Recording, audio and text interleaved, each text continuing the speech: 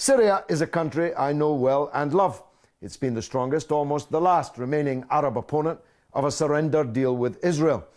I and millions of Arabs supported it for that reason. On Thursday, the fractured Syrian opposition met in Doha to attempt to form a transitional government predicated on the overthrow of the Assad regime and against a background of continuing violence in what amounts to, by anybody's standards, a raging civil war. Russia, which has been pilloried for its stance in the West, is calling for a negotiated solution.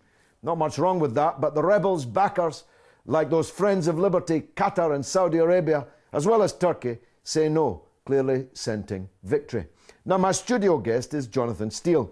He's the highly distinguished and award-winning former foreign editor of The Guardian newspaper and the author of several highly regarded books, including Ghosts of Afghanistan, the central premise of which, if I can paraphrase, is about the folly of foreign intervention. Jonathan, welcome to The Real Deal. We'll get on to Syria if we may. But let's start with Afghanistan, not just because your book on it is so wonderful, but because it seems to me a kind of déjà vu is in danger of occurring in Syria. Tell us, what was the motivation for the invasion, occupation of Afghanistan, and how has that gone? Well, it was a complete disaster. It should never have been done. They went in to topple the Taliban, and the Taliban, of course, had nothing to do with 9/11.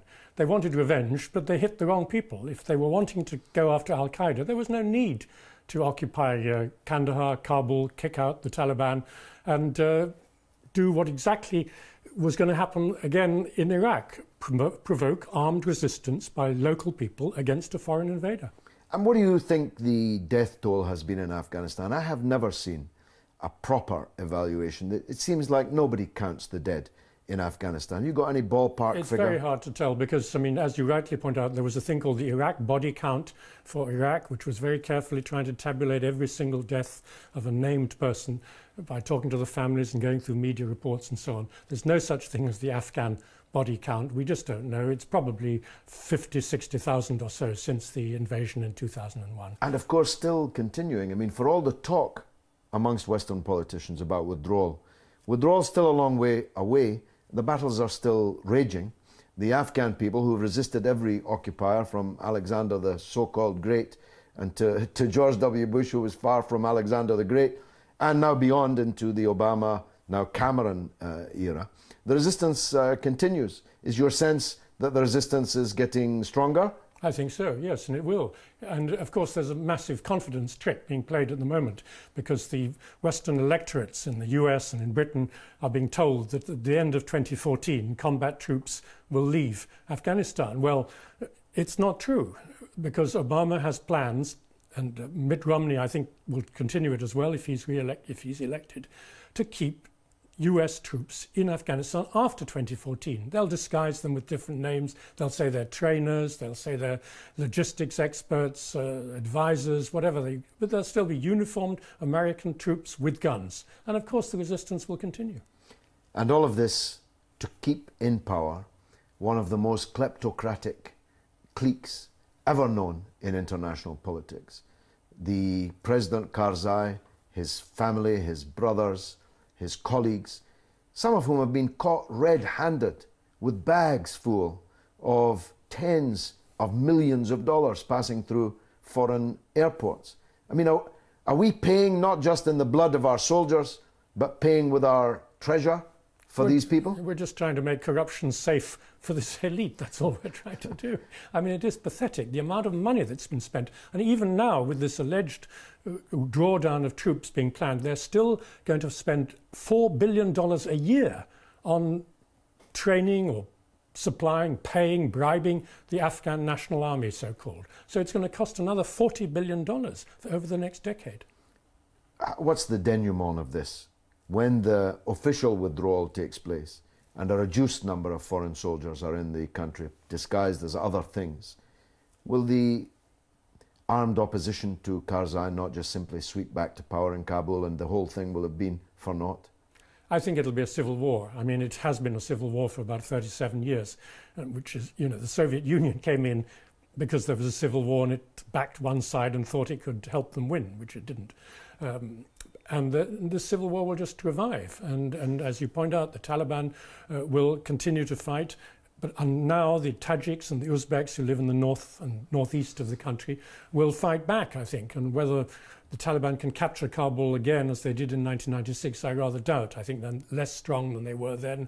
And the country, unfortunately, is split sort of metaphorically and psychologically into ethnic groups. So we're going to see an ethnic civil war, I think. Now, the Al-Qaeda target, the original Al-Qaeda target, is, of course, no longer in Afghanistan. It's in Syria.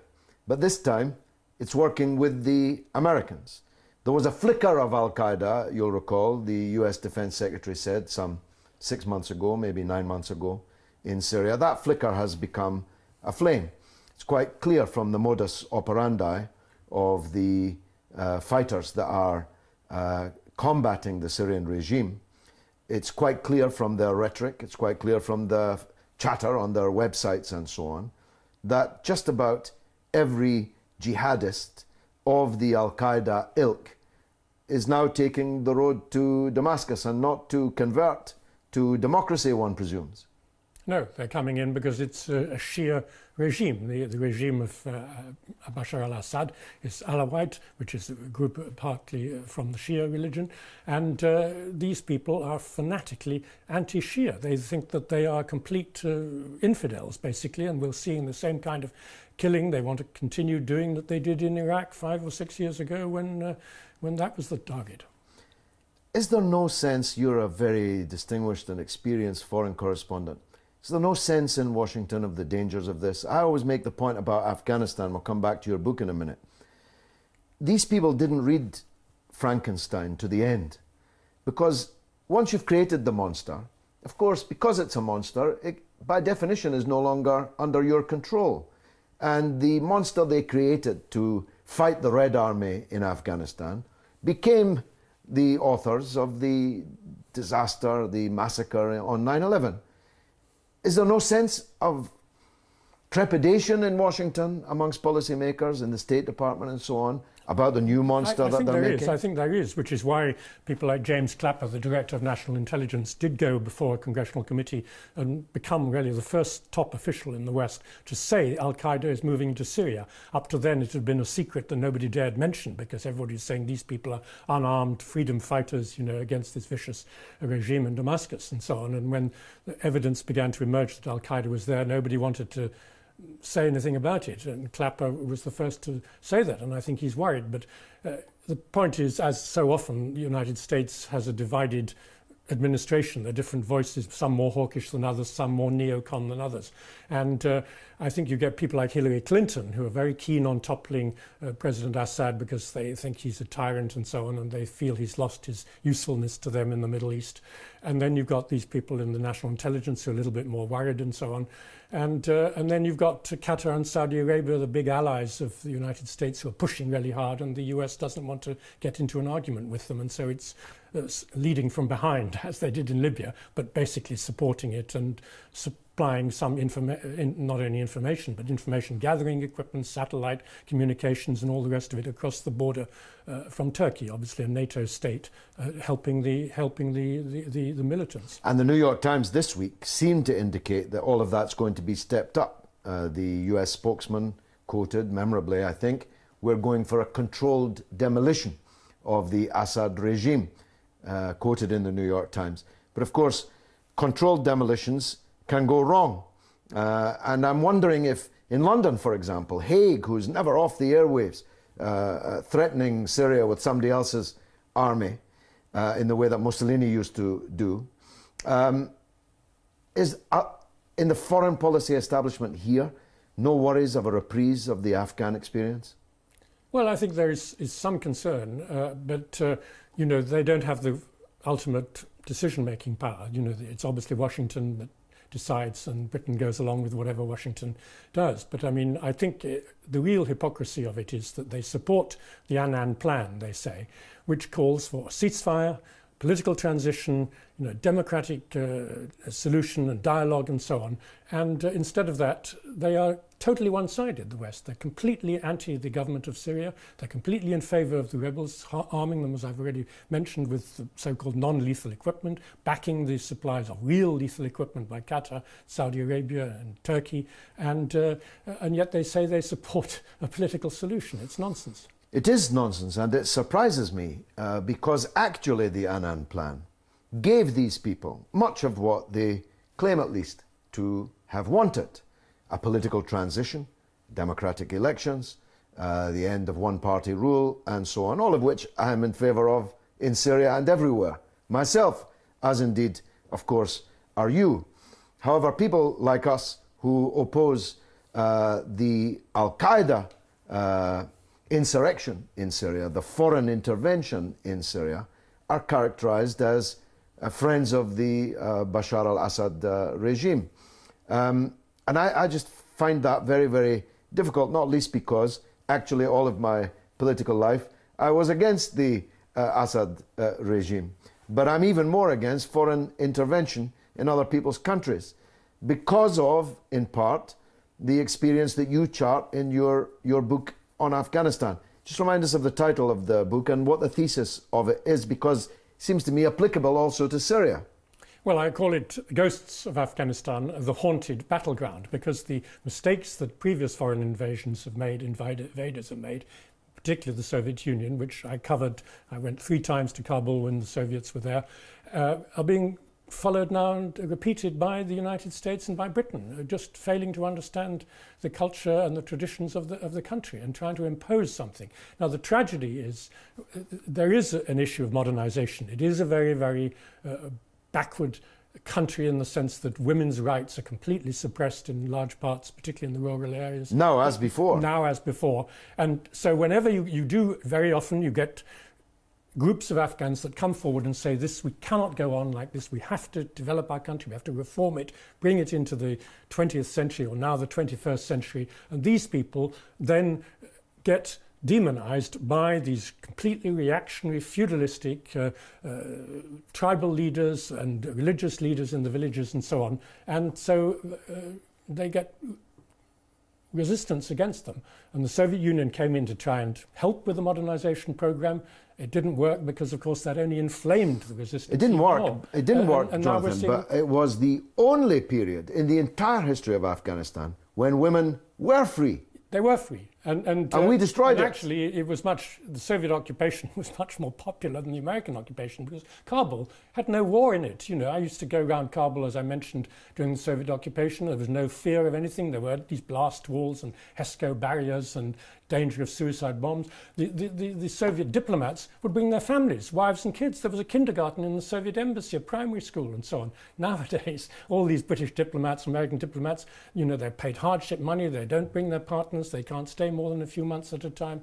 And Kabul is a complete mess. The Soviet period, there was a much larger group of people who supported modernization. Now, of course, they're all in the diaspora. They've been forced abroad because when these Al-Qaeda types came in, or the Mujahideen came in the 1992, all this educated group of people had to flee because they were branded as communists.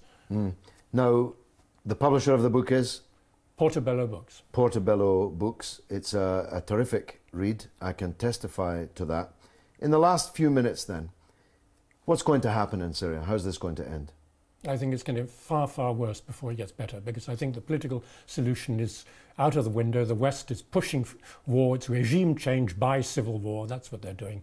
And if the worst comes to the worst, they may even use NATO intervention like in Libya after the November US presidential election. Whoever wins, I think there's a real danger of the Libyan-style NATO intervention. Even in defiance of the Security Council? Yes, yes.